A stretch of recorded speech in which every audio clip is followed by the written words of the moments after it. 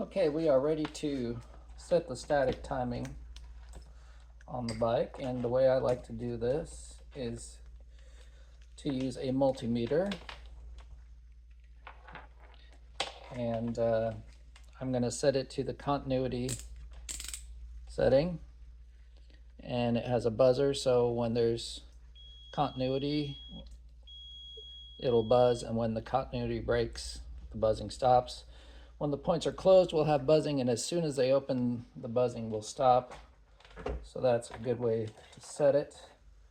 I'm going to attach leads one to anywhere we want to on the ground, so ground it to the case there, and then the other lead will go to the top of the points contact here. Okay,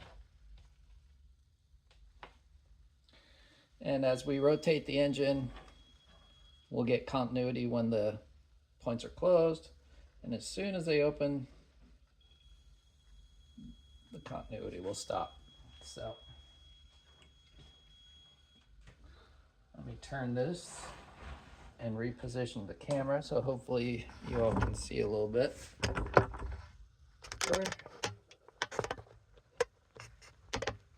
Okay. So hopefully you can see the timing marks in the window here as we come around. I'm turning the crankshaft, and then you'll see the F mark first. Then there's the S mark. The S mark is what we want to use for the timing at idle. That's what we always set our static timing at. And then the OT line. So as I turn it, I can see that the points are opening right pretty much between the S and the line. What we want is them to open right there where the line is centered in the window. In this case, we're having really close here. Well, let's spin it around and see what we get on the other revolution. So now we're going to check the other lobe of the advance. So there's the F. And you see this time, this cylinder is a little bit retarded from the other one. It's opening, the points are opening too late on this side. The line for the S is all the way at the bottom of the sight window here. So we've got one that's pretty close and one that's a little retarded. Anyways, that's differential timing. We're going to try to address that now. Since this one is close, we're going to leave it alone. And just to demonstrate,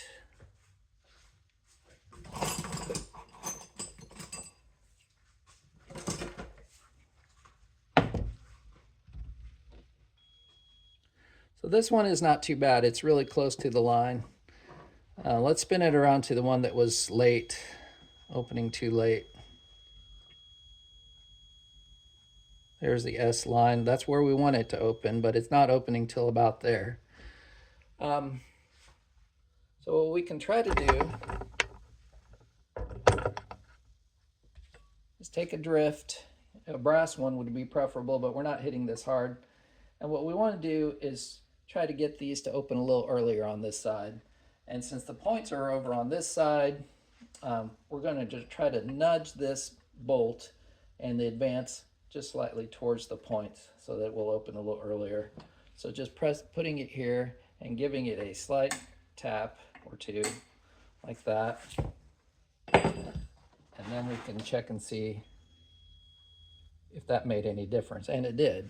So let me put it back up here. Hopefully all you can see the line now. So now the points are breaking just past the line for the S. So it's like just slightly still opening late. Let's see what it did to the timing on the other side, because obviously it will affect both sides when you tap that bolt. Yeah, so you see this side now is just slightly advanced. The buzzing is going off right, pretty much just a little bit after the letter S here. So it's pretty dang close, actually. Coming back around to the side that was slightly retarded. Okay, you can see it's actually spot on the money there.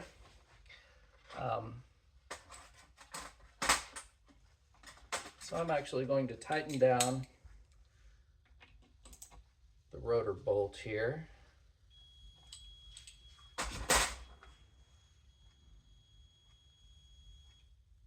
Okay.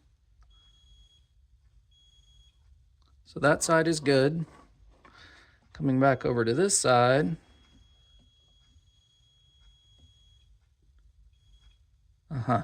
So you can see how this side is just a little bit advanced. It's probably a couple millimeters early on this side.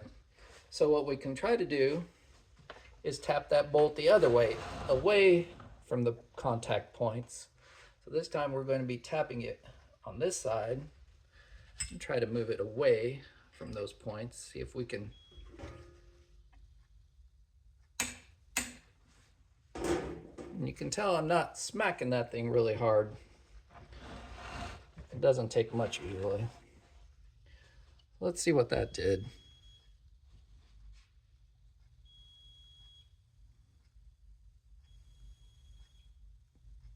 It's maybe just a hair early there, but not much.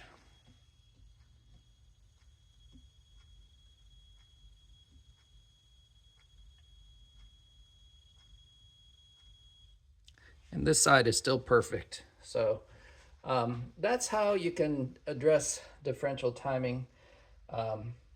That's the way I like to do it. It's not traumatic. And you can keep working at it until you get the system really dialed in like that on both sides.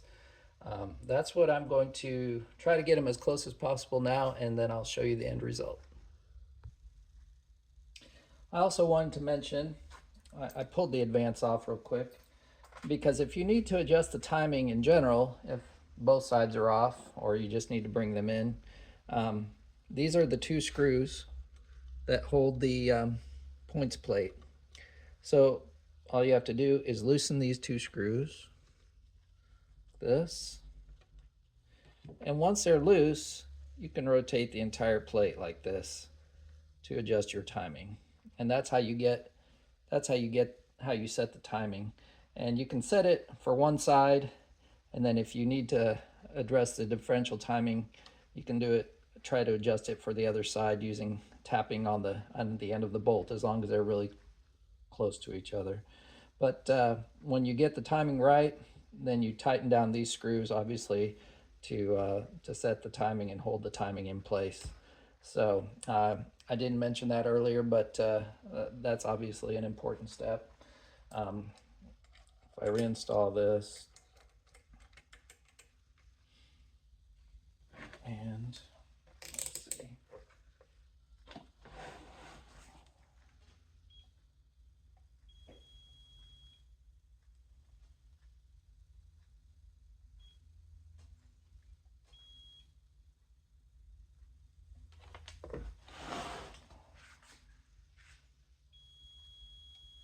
And you can see how when I move the points plate, it adjusts the point of the points opening. So that's right where we want to be. Take that back off and I'll tighten down these two screws.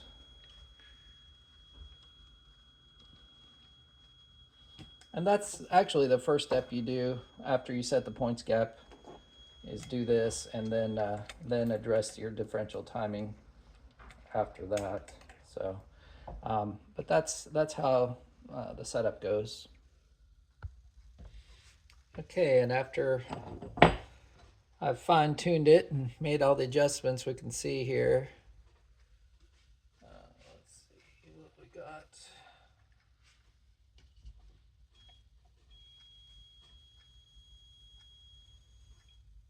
So that's centered right perfectly on that one.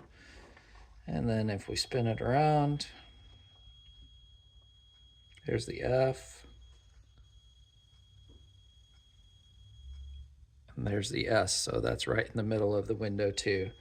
So both cylinders are set to fire at pretty much exactly the right time.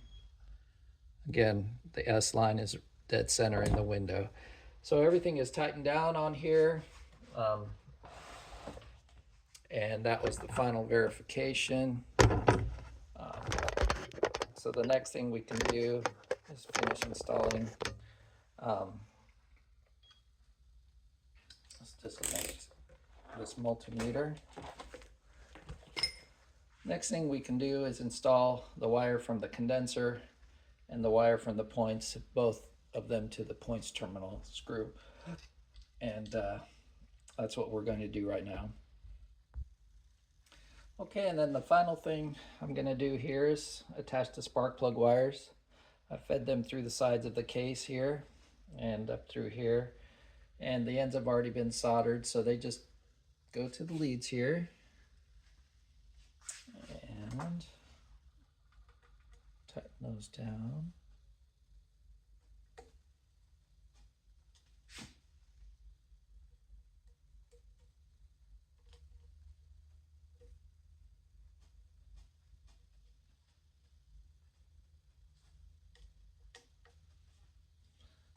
And once we've got these wires installed, the other thing we need to do is set the gap. You'll see on this plate there are two prongs that come up, and these are for safety, and it will ground out the spark. If the spark has nowhere to go, this serves as a ground for it. And this gap between the end of the plug wire and the point of the prong needs to be 10 millimeters. So we'll measure that. That one is right at 10. This one is slightly under 10. And what you can do is bend these prongs down, up or down a little bit to adjust them to get that gap to 10 millimeters. That's the last step that you need to do for the ignition system. When you get the wiring for the bike installed, there's a terminal here on the coil, and this is the kill wire. This terminal here, the wire that attached to that goes up to the headlight bucket, and when the ignition switch is pulled up, that grounds the coil. So this is where the kill switch wire goes, attaches to that lead there, and that's really the only wire that's left to attach in the ignition system, but the rest of it is ready to go. So we'll get this buttoned up and put back in the bike. Thanks for watching.